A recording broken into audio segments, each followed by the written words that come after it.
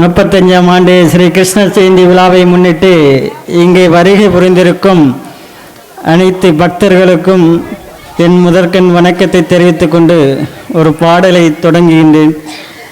கண்ணா கண்ணா மணி வண்ணா வண்ணா, கண்ணா கண்ணா மணி வண்ணா வண்ணா, கண்ணா கண்ணா மணி வண்ணா வண்ணா, கண்ணா கண்ணா மணி வண்ணா வண்ணா. எங்கெங்கே நீயே ஆனாய் கண்ணா கண்ணா, எங்கெங்கோ நீயே ஆனாய் கண்ணா கண்ணா, எத்தனை வடிவெடுப்பாய் கண்ணா கண்ணா, அங்கங்கே நீயே நின்று கண்ணா கண்ணா, அருங்குயில் கொண்டவனே கண்ணா கண்ணா, கண்ணா கண்ணா மணி வண்ணா வண்ணா, கண்ணா கண்ணா மணி வண்ணா வண்ணா. ஆளிலை மேல் வள்ளி கொண்ட கண்ணா கண்ணா, ஆளிலை மேல் வள்ளி கொண்ட கண்ணா கண்ணா, எங்கள் ஹரிராம வாருமையா கண்ணா கண்ணா, எங்கள் ஹரிராமர் வாருமையா கண்ணா கண்ணா. புங்கை மரமிட்டிறங்கி கண்ணா கண்ணா, நீ புனரவாய் வாருமையா கண்ணா கண்ணா, கண்ணா கண்ணா மணி வண்ணா வண்ணா, கண்ணா கண்ணா மணி வண்ணா வண்ணா. பார்கடலில் வள்ளி கொண்ட கண்ணா கண்ணா, பார்கடலில் வள்ளி கொண்ட கண்ணா கண்ணா, எங்கள் பரந்தம வாருமையா கண்ணா கண்ணா, எங்கள் பரந்தம வாருமையா கண்ணா கண்ணா. பஞ்சவர்க்கு தூது சென்ற கண்ணா கண்ணா, பஞ்சவர்க்கு தூது சென்ற கண்ணா கண்ணா, எங்க பச்சைமால் எம்பெருமான் கண்ணா கண்ணா, கண்ணா கண்ணா மணி வண்ணா வண்ணா, கண்ணா கண்ணா மணி வண்ணா வண்ணா. வருந்தி அழைக்கின்றோமே கண்ணா கண்ணா, நாங்கள் வருந்தி அழைக்கின்றோமே கண்ணா கண்ணா, உந்தன் வண்ணமுகம் காண வேண்டி கண்ணா கண்ணா, தேடி அழைக்கின்றோமே கண்ணா கண்ணா, உந்தன் திருவடி காண வேண்டி கண்ணா கண்ணா, கண்ணா கண்ணா மணி வண்ணா வண்ணா, கண்ணா கண்ணா மணி வண்ணா வண்ணா. அஞ்சாத ராஜனையா கண்ணா கண்ணா, அஞ்சாத ராஜனையா கண்ணா கண்ணா, நீ ஆற்றி விக்க வந்தவனோ கண்ணா கண்ணா, ஆயர் குலத்தில் உதித்த கண்ணா கண்ணா, எங்கள் ஹரிராம வாருமையா கண்ணா கண்ணா, கண்ணா கண்ணா மணி வண்ணா வண்ணா, கண்ணா கண்ணா மணி வண்ணா வண்ணா, கண்ணா கண்ணா மணி வண்ணா வண்ணா, கண்ணா கண்ணா மணி வண்ணா வண்ணா. கிருஷ்ணன் பற்றிய பாடிய நண்பர் அரசகுமாருக்கு நன்றி. அடுத்தபடியாக சகோதரர் சசிகுமார் அவர்கள் வரவேற்பை ஆற்றுவார்கள். அனைவருக்கும் வணக்கம். இன்றைக்கி அம்பலவானபுரத்தில் ஸ்ரீ கிருஷ்ண ஜெயந்தி விழா 35வது வருடமாக சீரும் சிறப்புமாக நடைபெற்று வருகிறது. இதில் கலந்து கொண்ட அனைவருக்கும் வணக்கம் வணக்கம். இது ஸ்ரீ கிருஷ்ண ஜெயந்தி விழா. இது ஒவ்வொரு வருடமும் நம்ம அம்பலவானபுரத்தில் சிறப்பாக நடத்திட்டு வர்றோம். இது கிருஷ்ணரோட பிறந்த நாளை கொண்டாடுறதுக்கு. இது கோகுலாஷ்டமி ஜன்மாஷ்டமி அப்படிங்கிற இதில் இந்தியா முழுக்க இன்றைக்கி தேதியில் எல்லாமே கொண்டாடிக்கிட்டு இருக்கிறோம். கிருஷ்ண ஜெயந்தியில் இன்றைக்கி அதாவது ஆவணி மாதத்தில் இந்த இதில் தேய்பிரையில் அஷ்டமி தீதியில் ரோகிணி நட்சத்திரத்தில் கிருஷ்ணர் பிறந்ததை ஒவ்வொரு இடத்துலையும் நம்ம சீரு சிறப்புமாக கொண்டாடிட்டு வர்றோம். முப்பெரும் கடவுளில் மகாவிஷ்ணு காக்கும் கடவுள். அவர் காக்கும் கடவுள். அதாவது இந்த உலகத்தில் எப்பமெல்லாம் தர்மம் அழிஞ்சி அதர்மம் தலை தூக்குகிறதோ அப்போ ஒவ்வொரு விருப்பும் அவர் அவதாரமாக எடுத்து, அது மனித அவதாரமோ இல்லை மிருக அவதாரமோ எடுத்து மக்களை காப்பதற்காக அவதாரம் எடுக்கிறார். அந்த அவதாரத்தில் தான் கண்ணனாகவும் ஒரு அவதாரம். அவர் எடுத்த மொத்தம் 10 அவதாரம். 10 அவதாரத்தில் முதல்ல மச்ச அவதாரம். மச்சம்ங்கிறது மீன் அர்த்தம். அதாவது மத்ஸ்யம். அதாவது ஒரு காலத்தில் பிரளயத்தில் மனு சப்தரிஷி வேதங்கள் வந்து கடலுக்குள்ளே மூழ்கும்போது மீன் வடிவம் எடுத்து அதை காப்பாற்றி வெளியில் கொண்டு வந்தார். அந்த மீன் வடிவம் எடுக்கும்போது பகவான் ஸ்ரீ விஷ்ணுவுக்கு இடுப்புக்கு கீழே மீன் வடிவமும் இடுப்புக்கு மேலே அவருக்கு மனித உருவமும் இருந்தது. அதனால் அப்போ எடுத்த அந்த அவதாரம் மச்ச அவதாரம். அடுத்தது கூர்ம அவதாரம் எடுத்தார். கூர்ம அவதாரத்தில் அவர் வந்து ஒரு ஆம வடிவம், அதை கூர்மங்கிறது ஆம வடிவம், அதாவது பார்க்கடலை கடையிறாங்க. அந்த அமிர்தத்துக்கு மத்தையுங்கிற ஒரு மலையும் வாசியுங்கிற ஒரு பாம்பையும் வச்சு கடையும் போது அந்த மத்தை மலை கீழே இறங்கும்போது பகவான் ஸ்ரீ விஷ்ணு வந்து ஆம வடிவம் எடுத்து மலையை தாங்கி நின்னதாக இது கூர்ம வடிவம். எடுத்தது அவதாரத்தில் வராக அவதாரம். அந்த வராக அவதாரத்தில் அவர் எடுத்தது வந்து பன்றி அவதாரம். அதான் அவதாரம் வந்து மனுஷராகவும் மிருகமாகவும் இருக்கலாம். பன்றி அவதாரத்தில் இடுப்பு கீழே மனுஷரும் மேலே பன்றியும். அதனால இந்த உலகத்தை அழிக்கணும்னு அரக்கர்கள் கடலுக்குள்ளே மூழ்கும் போது பகவான் ஸ்ரீ விஷ்ணு அந்த பன்றி அவதாரத்தில் மேலே தூக்கி கடல்லேருந்து மேலே கொண்டு வந்தார். திரும்ப பூமியில் மக்களையும் மனுஷர்களையும் படைச்சி திரும்ப அதை காத்து வந்தார். 4வது அவதாரத்தில் தான் நரசிம்ம அவதாரம். நரசிம்ம அவதாரத்தில் இரணியகசிபுன்னு ஒருத்தர் இருக்கார். அவருக்கு மகன் பிரகலாதன். அந்த பிரகலாதனோட பக்தியில் இரணியகசிபு எப்போவுமே தொந்தரவு செஞ்சதுனால அவரை காக்கிறதுக்காக ஒரு அவதாரம் எடுத்தது தான் நரசிம்ம அவதாரம். 5வது வாமன அவதாரம். வாமன அவதாரத்தில் பகவான் ஸ்ரீ விஷ்ணு வந்து ஒரு குள்ள பிராமணராக எடுக்கிறாரு. அதாவது மகாபலிங்கிற ஒரு பெரிய அரக்கன், அவன் எதுக்கு எடுத்தாலும் நான் தான் பெரிய ஆளுன்னு சொன்னதை அவரை அடக்கணுங்கிறதுக்காக ஒரு குள்ள பிராமண வடிவம் எடுத்து மகாபலிக்கிட்ட 3 அடி நிலங்காக்காரு. அவர் 3 அடி நிலம் தரேன்னு சொல்லும்போது 3 அடி கொடுக்க முடியல. 1 அடி தரையில் 1 அடி வானத்தில், 3வது அடி எங்கே வைக்கணும்னு கேட்டால் என் தலையில் வைன்னு சொல்ல தலையோட பூதாளத்தில் பாதாளத்தில் அமுக்கிட்டார். இது மாதிரி ஒவ்வொரு இடத்துலையும் இந்த அவதாரங்கள் எடுத்துட்டு வர்றார். 6வது அவதாரத்தில் தான் பரசுராமர் அவதாரம். பரசுராமங்கிறது ஜனாதிபதிக்கு ரோகிணிக்கும் பிறந்த ஒரு மகன். அவர் சிவன் மேலே வச்சிருந்த விஷ்ணுனால அவருக்கு சிவன் வந்து யாருக்குமே இல்லாத ஒரு ஆயுதம் கொடுக்கணும்னு சொல்லும்போது அவர் கோடாரியை தூக்கி கையில் கொடுத்தாரு. கோடாரியால் அவர் இந்த சத்திரிகளை அழிக்கிறதுக்காகவே இது பண்ணாங்க. அதுக்கப்புறம் ராமர் அவதாரம். ராமர் அவதாரம் எல்லாத்துக்கும் தெரியும். ரகுகுலம் அந்த சூரிய வம்சத்தில் தசரதனுக்கு மகனாக பிறந்து சீதையை மணந்து இலங்கைக்கு போய் திரும்ப வந்து நம்ம அயோத்தியில் பட்டாபிஷேகம். அதுக்கடுத்து பலராமன் அவதாரம். பலராமன் அவதாரத்தில் அவர் ஒரு ஏறுன்னு விவசாயியாக மக்களை காப்பதுக்காக அவதாரம் எடுத்து அதை காத்து வந்தார். அடுத்தது கிருஷ்ண அவதாரம். இந்த கிருஷ்ண அவதாரத்தில் இன்னைக்கு நீங்கள் இந்த பார்த்துக்கிட்டு இருக்க இந்த கோகுலாஷ்டமி இந்த திருநாள்லேருந்து சிறப்பாக சீறி கொண்டு முதல்ல கண்ணன் வந்து வாசுதேவருக்கு தேவிக்கு இடையில பிறந்து அதுக்கப்புறம் நந்தகோபாலில் வளர்ந்து நந்தகோபாலேருந்து அதுக்கப்புறம் கம்சனை கொண்டு அரசாட்சியெல்லாம் முடித்து பாண்டவருக்கு தேவையான எல்லா உதவிகளும் செஞ்சு மகாபாரதத்தில் பகவத்கீதை என்ன கீதையை கொடுத்தார். அதனால் ஒவ்வொரு வருடமும் இந்த கண்ண அவதாரம் எடுக்கிறத ஒவ்வொருவரும் நம்ம அம்பலானத்தில் சீரும் சிறப்போடும் கொண்டாடி வருவோம். கேட்டு வாய்ப்பளித்ததுக்கு மிகவும் நன்றி. வணக்கம். என் மனமார்ந்த நன்றியை தெரிவித்துக் கொள்கிறேன். உங்கள் அனைவருக்கும் கிருஷ்ண பரமாத்மாவின் அருள் கிடைக்க பெறுவதாக என்று கூறி பின்னாடி ஆரம்பிக்கிறேன். கிருஷ்ணர் பிறந்த பிறகு அவருடைய தந்தையார் எந்த இடத்துக்கு அவரை அழைத்து சென்றார்? கோகுலம். சரியான விடை. கோகுலம் சரியான விடை. உட்காருங்க. இந்தியாவின் மருத்துவ தலைநகரம் எது? சென்னை. சரியான பதில்.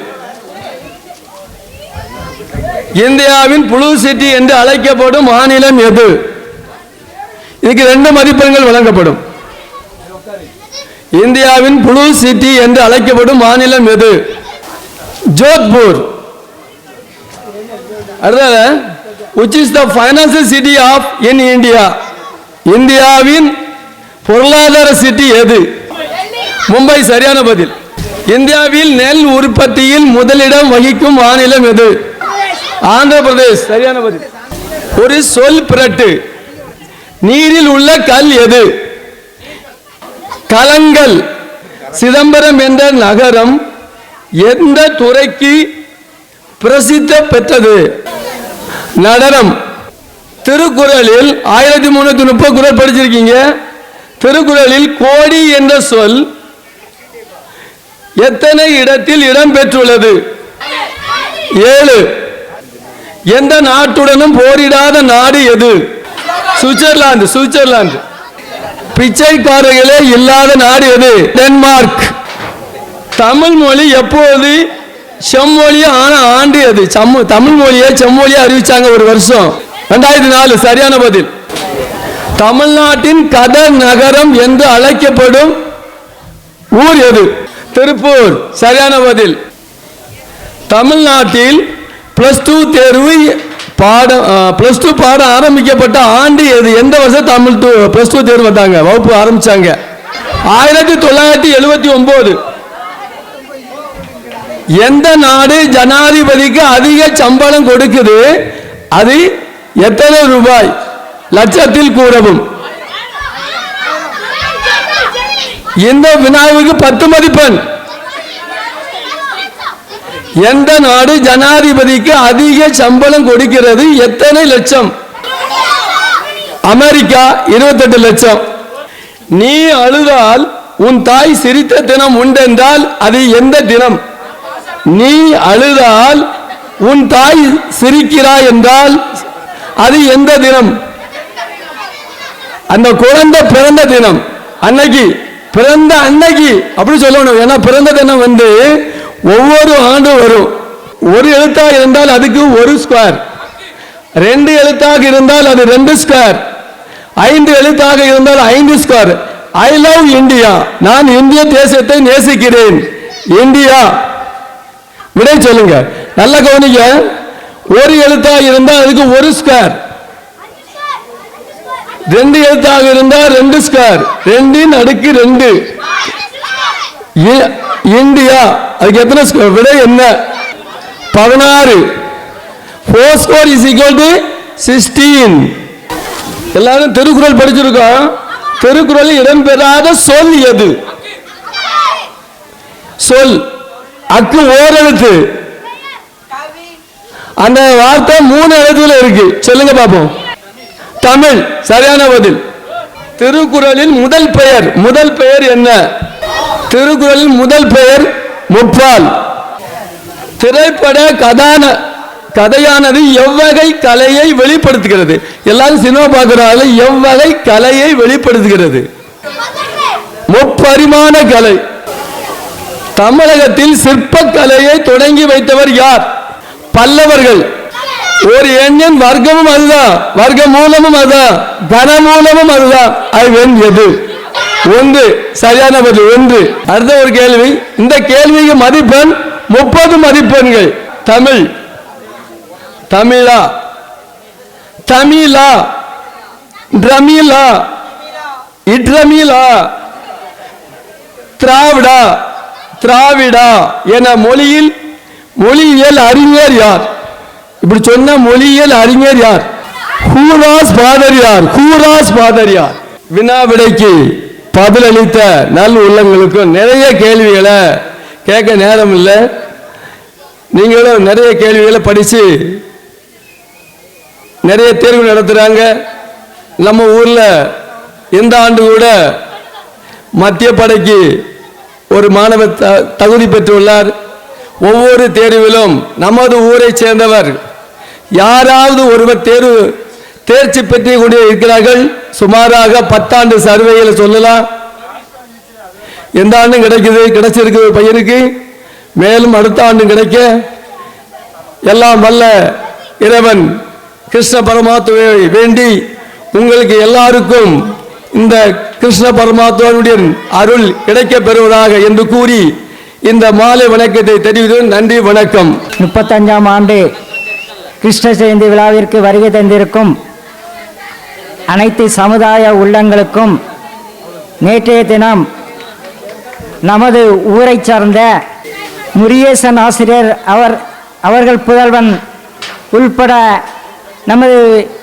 நமது ஊரிற்கு வருகை தந்திருக்கும் சமூகத்திற்கு வருகை தந்திருக்கும் அனைவருக்கும், மேடையில் அமைந்திருக்கும் பெரியவர்களுக்கும், காவல்துறை அதிகாரி அவர்களுக்கும் ஒளி அமைத்து தந்த SK சுதா சவுண்ட் சர்வீஸ் அவர்களுக்கும் காலையில் பிள்ளையார் கோவிலுக்கு பூஜை செய்திருக்கும் கோபால் அவர்களுக்கும் மற்றும் நமக்கு உணவு காலை மதியம் இரவு என 3 வேளை முயேஷ் அவர்களுக்கும் பெரியோர்களுக்கும் தாய்மார்களுக்கும் நமது 35ஆம் ஆண்டு கிருஷ்ண ஜெயந்தி விழாவின் முதற்கண் வணக்கத்தை தெரிவித்துக் கொண்டு எனது சிற்றுரையை முடிக்கிறேன். நன்றி, வணக்கம்.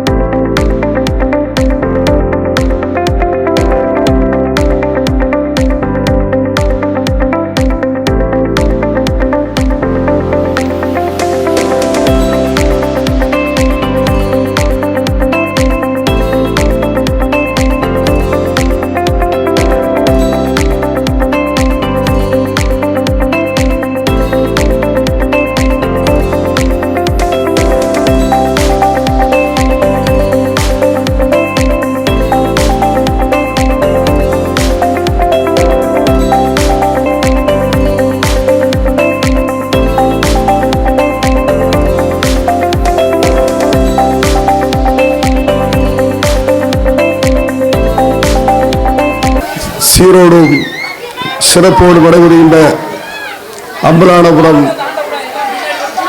பொதுமக்கள் அனைவரும் இணைந்து நடத்துகின்ற கிருஷ்ண ஜெயந்தி விழாவிலே தகுதியோடு தலைமை தாங்குகின்ற அருமைக்குரிய சகோதரர் கணேசன் அவர்களே, அவர்களோடு இந்த விழாவிலே அரும்பணியாற்றுகின்ற அனைத்து சொந்தங்கள் அனைவருக்கும் முதலில் நன்றியை தெரிவித்துக் கொண்டு, என்னோடு இந்த விழாவிலே கலந்து கொண்டிருக்கின்ற அருமைக்குரிய சகோதரர் தினேஷ் கிருஷ்ணன் அவர்களையும், அவரோடு இந்த மேடையிலே இரண்டாவது முறையாக உங்களோடு சிறப்பு சொற்பொழிவாற்ற வருகை தந்திருக்கின்ற அருமை சகோதரி ஆதிரா அவர்களையும் உங்கள் சார்பாகவும் என்னுடைய சார்பாகவும் வரவேற்று, அவர்கள் மிகவும் தெளிவாக உங்களோடு பேசுவார்கள். அதேபோல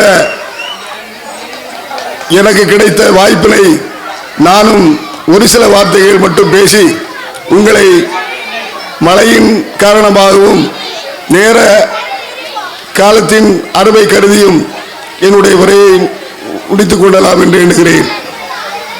அருமை சகோதரர் கணேசன் அவர்களை பொறுத்த அளவிலே பல ஆண்டு காலமாக இந்த விழாவினை இங்கே நடத்தி வருகிறார்கள். நீங்கள் எல்லாம் சேர்ந்து இங்கே கிருஷ்ண ஜெயந்தி விழா நடத்துகிறீர்கள். அது மட்டுமல்ல, இந்த விழாவினுடைய முக்கிய நிகழ்ச்சியாக நாளைய தினம் சிறப்பு பரிசினை வழங்கி அனைவரையும் கௌரவிக்க இருக்கிறீர்கள். அந்த சிறப்பு பரிசிலே குலுக்கல் முறையிலே பசுமாடு என்பது கிருஷ்ணருடைய ஒரு பெரிய பொக்கிஷம் என்று சொல்லலாம், கிருஷ்ணருடைய சின்னம் என்றும் சொல்லலாம், கிருஷ்ணர் மதிக்கக்கூடிய ஒரு பொருள் என்றும் சொல்லலாம். அப்படிப்பட்ட பசுவையும் ஆட்டுக்குட்டியும் இங்கே சிறப்பு பரிசாக வழங்கி அனைவருடைய அன்பையும் பெற இருக்கிற இந்த கணேசன் அவர்கள் நமது ஊர்களிலே வசிக்கின்ற அனைத்து ஊர்களிலும் ஒரு கணேசன் இருந்தால் இதை போல நல்ல நிகழ்ச்சியாக நடத்தி அனைவருடைய உள்ளங்களிலும் கிருஷ்ண ஜெயந்தி விழாவை எழுப்பி அனைவருடைய உள்ளங்களிலும் இல்லங்களிலும் கிருஷ்ண ஜெயந்தி விழாவை நடத்துவதற்கு உறுதியாக இருக்கும் என்று கூறி, நாமெல்லாம் ஒன்றுபட்டால் உண்மையிலே ஒரு புறா,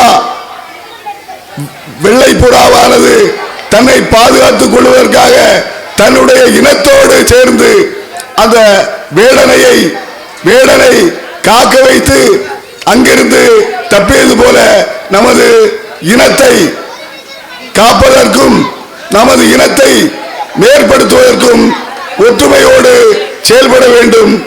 ஒற்றுமை இருந்தால் இந்த உலகத்திலே நம்மால் எதையும் சாதிக்க முடியும் என்று உங்களோடு கூறி உங்களுடைய ஒற்றுமைக்கு என்றும் எங்களுடைய துணை உண்டு என்று கூறி வாய்ப்புக்கு நன்றி கூறி விடைபெறுகிறேன். நன்றி, வணக்கம்.